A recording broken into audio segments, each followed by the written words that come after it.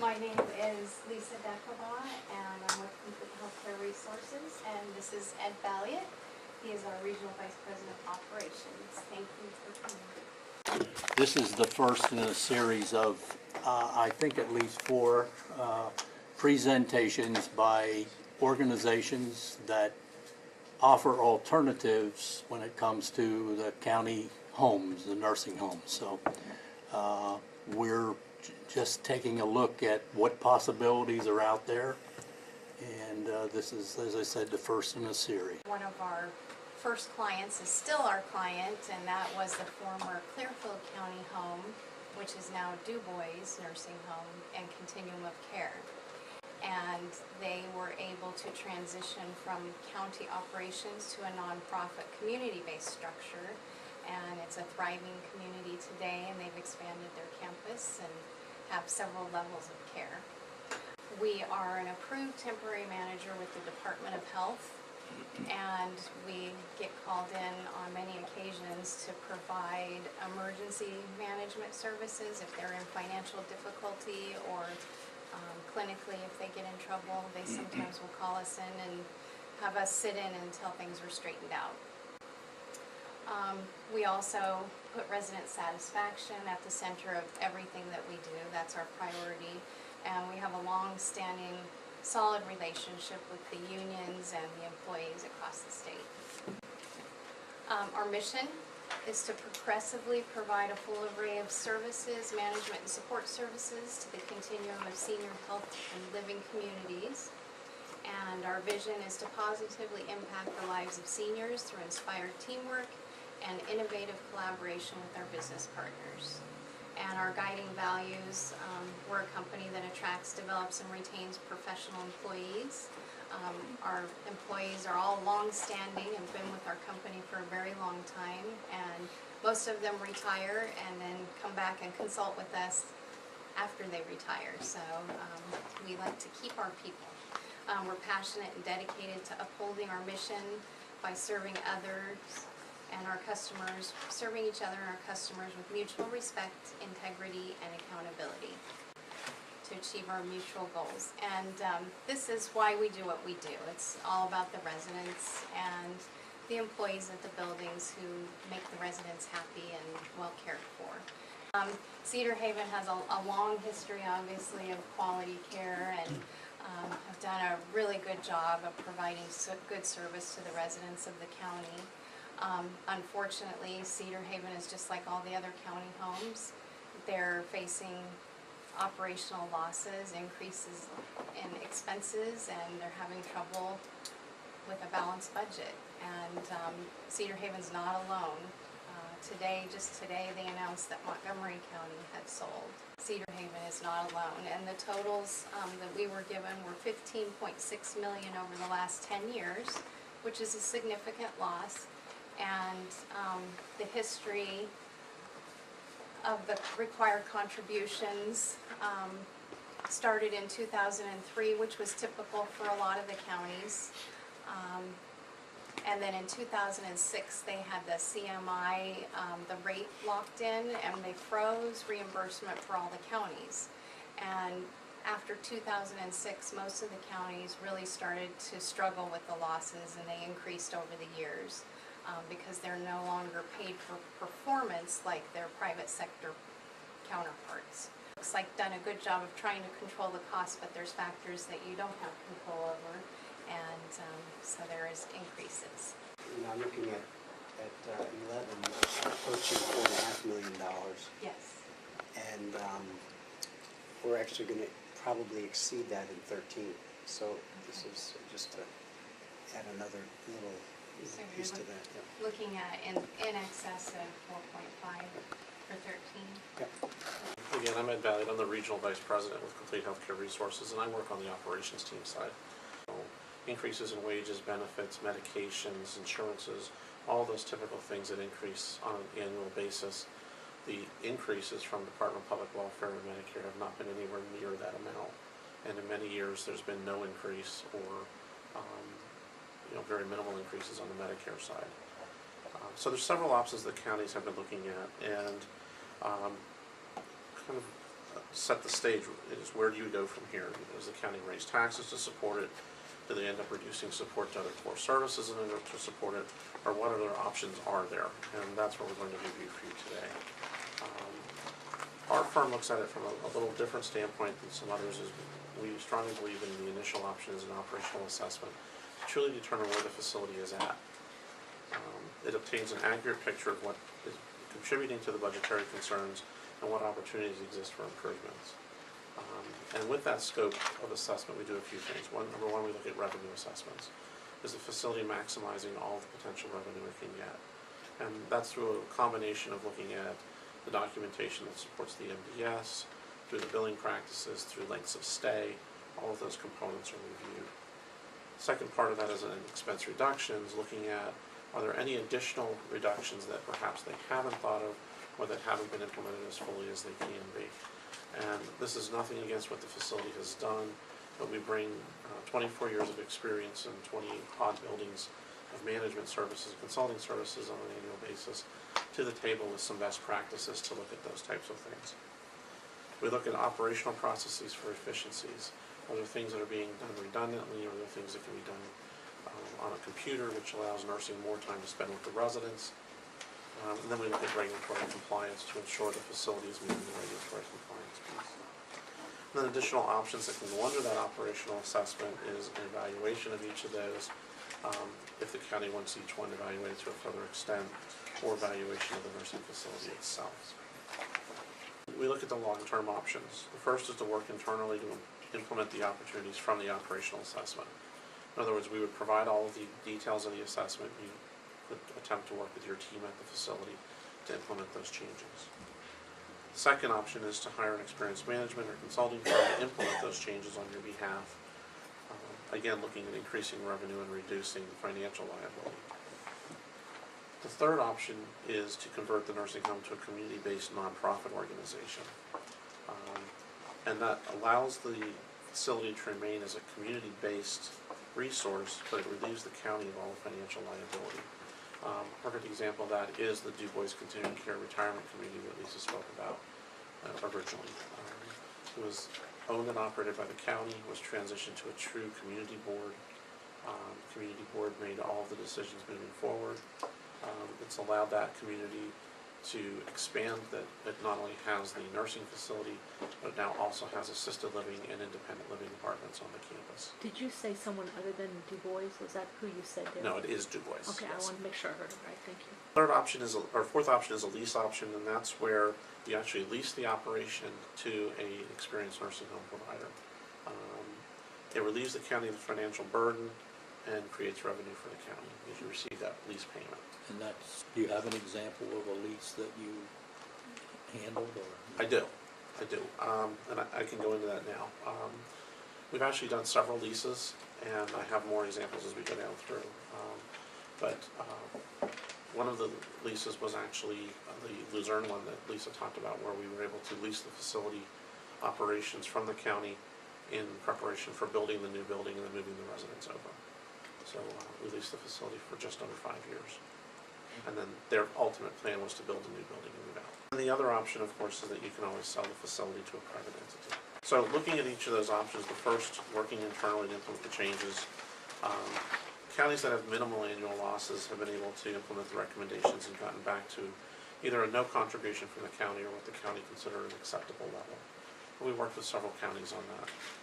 But each county has to determine what is that level, and are there enough individual areas that can be either reduced in expenses or increased in revenue to get to that number. And first blush, looking at what your contribution projection is for this year, that's going to be very tight to do.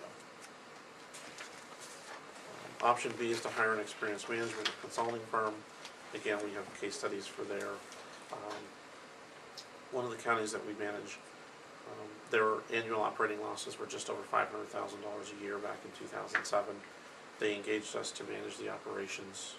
We're still there today, and each year the facility's averaging a little over $1 million per year positive cash flow. County-wide, engaged our company to manage the daily operations. We've run it independently with no county contributions for the last 17 years, and we're still in those. Have any of these had a section or a number of beds that were closed to try to keep the facility operational, and then moved into one of these alternatives? Some have, yes. Some of them have closed sections, and some have opened alternatives, such as the one 400-bed facility. They did adult daycare at one point. They turned some 4-bed units into 2-bed units. They did a child daycare program.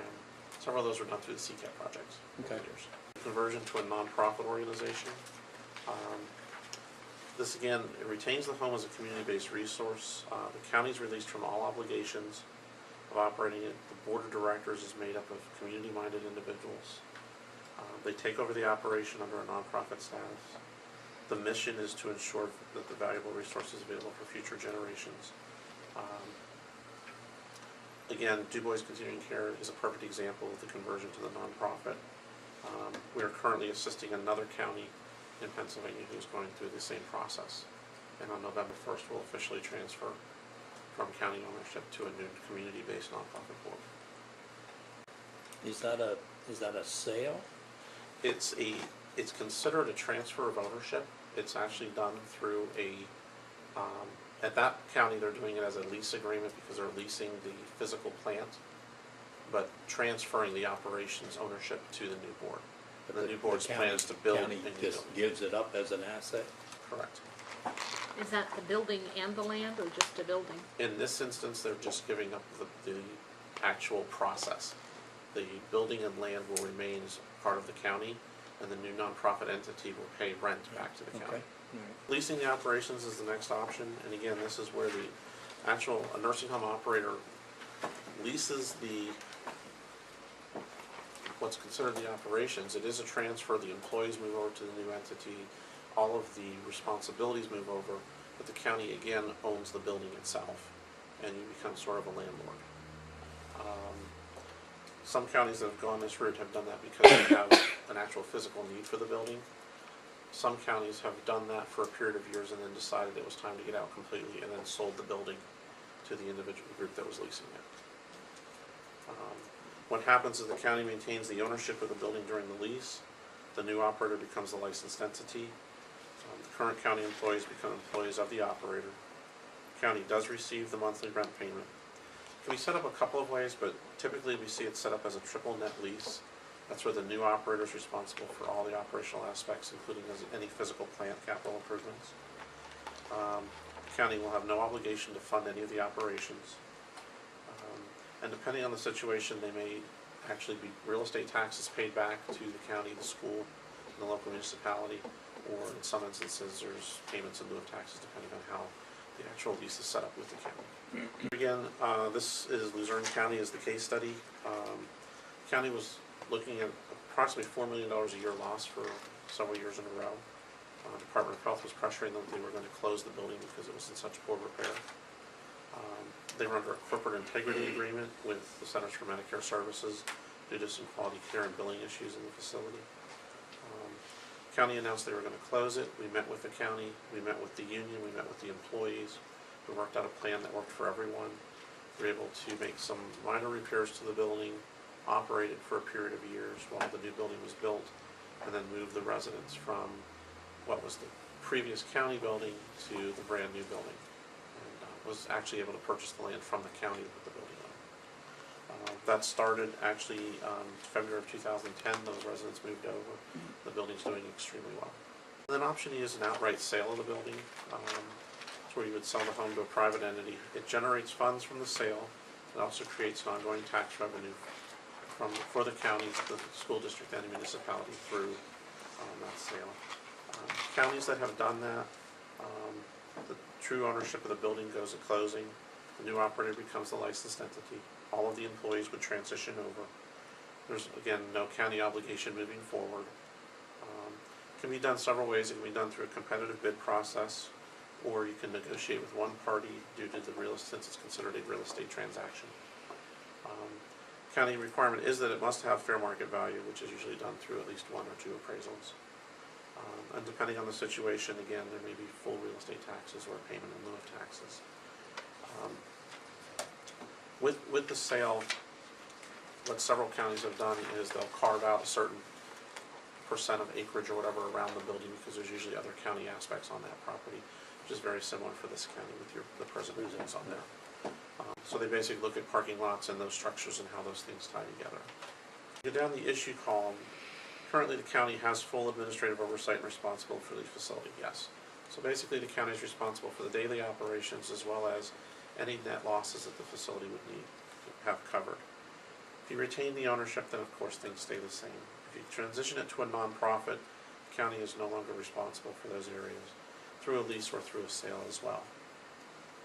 Financial obligations also go away under all three of those actions.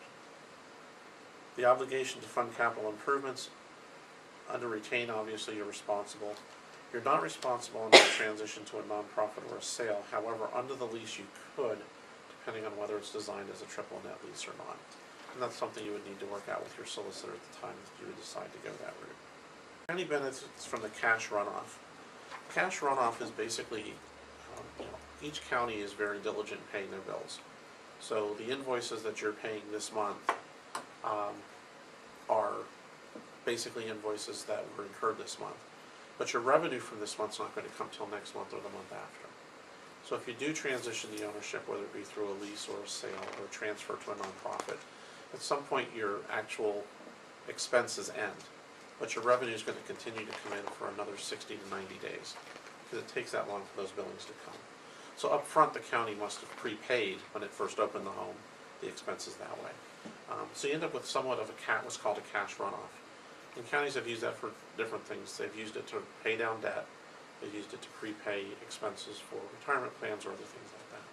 But there is a significant, for a county this size, it's usually over $1 million, somewhere between $1 and $3 million. Depending, county preservation of the mission, obviously if you own the facility, you can preserve the mission as it is. If you convert to a nonprofit, you actually work with that nonprofit or to ensure that that nonprofit, as they set themselves up, that their mission is very similar to your mission, and that is protecting and providing services for those from the county, for those that are under the medical assistance and Medicare programs. Through a lease, again, you actually make sure that there's specific language in the lease that contains that. And through a sale, again, you would do the same through the sales agreement. As far as the employees would transition in each of the options to the new entity. Putting it on the tax rolls, if you retain it, obviously it's not as a nonprofit. Depending on the status, it may not. In a lease, it most likely can be, depending on how the lease is determined. As a true sale, then yes, it becomes a county taxable entity. And then the same for the school and local municipality taxes. Now I went through that very quickly, but there's many different options, and we're giving you a very high-level account of what some of them are. Circle back, in order to make good decisions about what's right for your county, you have to have all the information, and that's why the first step is always an operational assessment to kind of determine could the entity function independently as a nonprofit, what would happen under a lease, to look at the finances, to look at the operation and give you a true picture of what you're working with so you can make the right decision for your county. I saw under the nonprofit, I believe it was, and maybe one or two of the others, that employees are retained, so to speak, or transitioned, and I didn't know if that meant they would have to reapply, or do they keep the same titles, do they keep the same rates of pay, but it says that they wouldn't be under the county benefits program. So tell me a little more about that. Sure. One of the benefits of being a nonprofit or a non-county owned facility is there's a different revenue cycle in Department of Public Welfare. The facility is paid differently, which allows more revenue to come in than you're able to accept right now as a county facility. In order to do that, there has to be a very clear, defined break between county ownership and the new ownership. So if you're moving to the nonprofit status, the employees move over to the new nonprofit entity. In the ones that we have done, the employees have moved over. They moved over with their seniority. They've moved over with their same positions, their same titles, and their same wage scale. Benefits do change a little bit because it's a benefit package for a nonprofit versus a benefit package for this county government. Okay, then my second question is, in the reduction of cost, do you look at things like laundry chemicals and things that might be material but not, it might seem insignificant, but is that part of the big picture or not? It is, because sometimes they may seem insignificant, but when you're looking at the size of the building, those little things actually sometimes are very large things. So what our firm does is we actually bring in a team that does the assessment. So you would have a team of RNs who would look at the nursing components.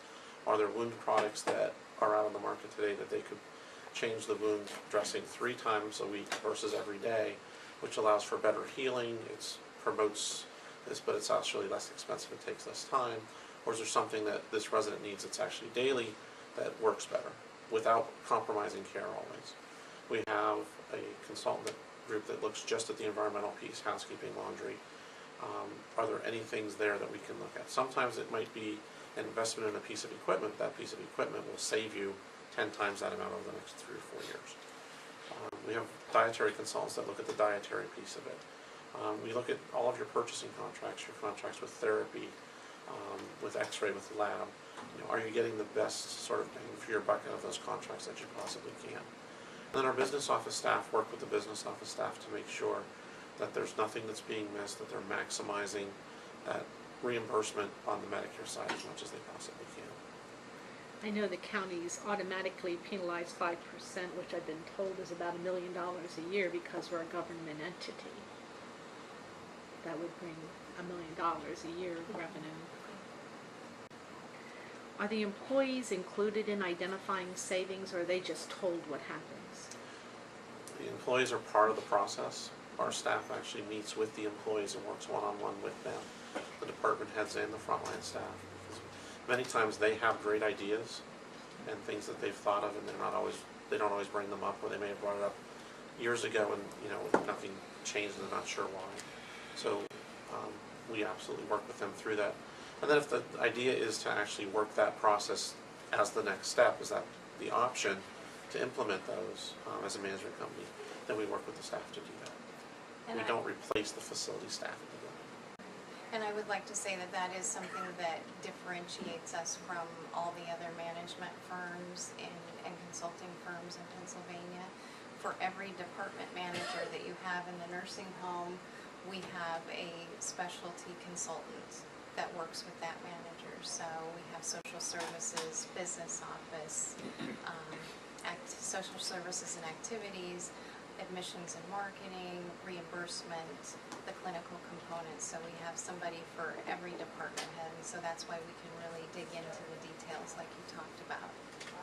We did close some beds at Cedar Haven, a floor. We also have adult daycare already there. So, we've done some of the things that are being suggested. And I think Ed's done a fine job of managing the facility and has tried very hard to come up with some cost-saving moves. But my final question is, who would be on the board of the nonprofit? Give me some examples of how other counties have handled this. Sure. And is it the county's choice, or do you say? I'll tell you what we did at the county that we're working with right now, because it's fresh, it's most recent. They actually put an application on their website, are you interested in serving your community? And they posted it throughout the county in various locations. And they had people who were interested in serving in that capacity that they screened. And they had several really strong community members come to the plate. And once they got to the point where they had 5 members that showed the commitment and that they felt would carry this mission out for generations to come, that core group actually appointed the rest of the board. And so they have a nice mix. They have the CEO of the hospital is on their board. They have an attorney who ran a nonprofit foundation on the board. They have somebody who's retired from a local bank. They have a very nice, diverse group of responsible citizens. And they met for a couple of months to kind of work things out as a group. and show the commissioners that they were actually capable of carrying that load and being committed to what it takes to support that operation. And you said, and they appointed the rest of the board. Can you give me an idea? I mean, I guess my question is twofold. Are the commissioners ever part of the board? And then, what is the number? How many? There are 9 members on the board. The board has decided that to maintain the ability to have good community interaction, that after their first term, they'll rotate 2-year terms of different time frames. Commissioners are not on the board, and that is something that was reviewed several times with Department of Public Welfare, and again, to show clear separation, that it's not county run, it's not county influence, that it is truly a distinct entity. They don't really, the county commissioners don't have any input in that board at all. Is that correct? And the Department of Health and the Department of Public Welfare, in order for it to be considered a true transition and have them benefit from that improved reimbursement rate, they insist on that separation. Now, there are homes in the state that have done a transition where the commissioners are still on the board and it's a nonprofit, but they are locked in at that low reimbursement rate and they will never be able to get that An pay for extra 5%. performance. Yeah, they'll never be able to get that as long as the commissioners are part of that board. I would like to reemphasize what Commissioner Litz said about Ed Schlegel has done an outstanding job, and obviously our facility is revered in the community. So, and obviously we have Ed here. He feels the frustration probably even more so than do we, and Commissioner Litz and you folks have hinted at what appears to most of us of sound mind a very unfair system, where a county home is punished in reimbursement in opposition to a privately held facility. So Ed has worked very hard within that system, and he certainly has a lot of, he's in good company. County home managers all over the state have not been able to cope with the system. So, and he's been courageous in taking the lead from what we've given him as far as the dietary, and of course we've had the union fight, the ultimate union fight to do that, and resistance from the community even to take that step to save about 10% of where we're going here in county support. So Commissioner Litz also has alluded to the beds that we've closed, and my question is, how would we maximize the value of those rooms, or would that be determined by the study that you're suggesting? It really would be through the study, again, just looking at true maximization of staffing efficiency, making sure that the way the units are designed, that the staff are able to get to residents quickly, that they're not taking care of someone here and then way down there.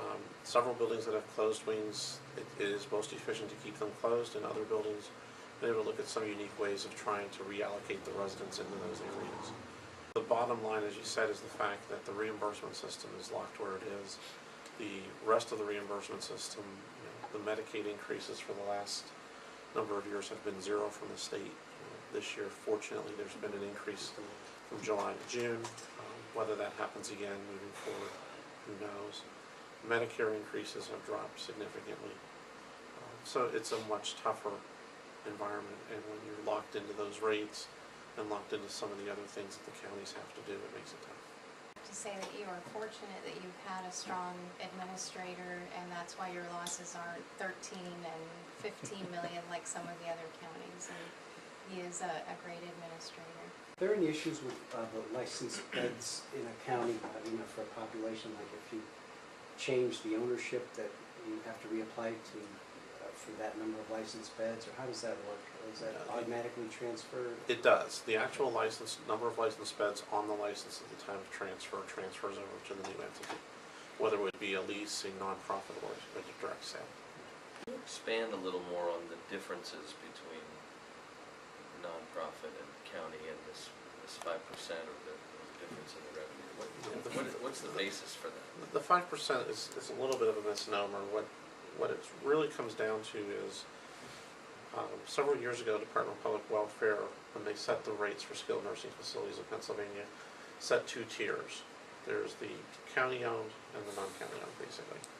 And the non-county owned are reimbursed based on something that's called a case mix index, and that basically looks at the acuity of your residents. So as your acuity levels rise, your rates rise. And when they put this system into place back in 2006, they locked the county building into whatever their case mix index was for that period of time. So over the years, as buildings' case mix index has climbed, because the acuity has climbed or buildings get better at documenting to show what the true amount of care is that they're providing, the county homes have been stuck back at that number. And with that number, it has never changed. So if, for example, if your case mix index is a 1.0, you're being reimbursed with a case mix index of 1.0 today, as you were back then. Where if you've worked diligently to move that up to maybe a 1.04, which increases your Medicaid rate, it doesn't matter. There's a pay-for-performance program where all of the counties are lumped into sort of a lottery. If your CMI goes up in 1 month, in 1 quarter, you're put in with all the other counties whose CMI goes up, and a lump sum payment can come back to the county. But we do thinking in locking counties in, what advantage did they think counties had in, or it's a disadvantage as it turns out? I'm not sure it was an advantage or disadvantage at the time. I think it was Department of Public Welfare's way of saying we're trying to balance our budget, and we can say the counties have another avenue. They can always make up the difference. And if you were locked in at a high rate, no complaints, but many weren't. Well, we were locked in probably like a .86. You know, say I remember when they first launched you. See, this was 6 years ago, or how long ago was it? 2006. Yeah, about 6 years ago. We were locked in at .86. I think that's what it is. Don't quote me on that, but I think that's what it is. So, for a non-profit and a for-profit, there's no difference in terms of the case mix. Correct. Now. Right. Correct. They're reimbursed on the new rates. Okay. I would think the But- acuity would be going up because of the push to keep people in homes longer, in their own homes longer, so you're getting the sicker of the sick. Right, it goes up and down for us. Well, it does for all nurses. Right. It fluctuates. The way the case mix index system works is it's a picture date. So every 3 months they take one specific date and look at everyone who's physically in your building that day at midnight.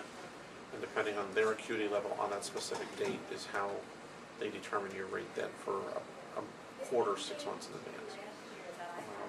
And right now in Pennsylvania, I don't have the statistic on top of my head, but I would say probably the average CMI is about a .98. Is it possible that, as an example would be the privatizing of dietary that was attempted this year, is it possible that you would identify just portions of the services that are provided there that could be managed in that way while maintaining others, or is it kind of an all or nothing? No, it definitely would look at each individual department. In some buildings, the entire department may be privatized. In some instances, none of this. Some instances, maybe a supervisory area. It truly depends on what works best for that facility. The other question I had, it sounds like the nonprofit model is very similar to the lease model. I think it gives more direct oversight and control to that board, but they're really arranging it with another private provider. The difference in that is that in the nonprofit option, typically the county hands the service over to the nonprofit board to ensure that it continues the county's mission. In a lease, the individual who's leasing the physical plant actually purchases the license, so there's some payment as well for that. They buy the operation piece, but lease the building.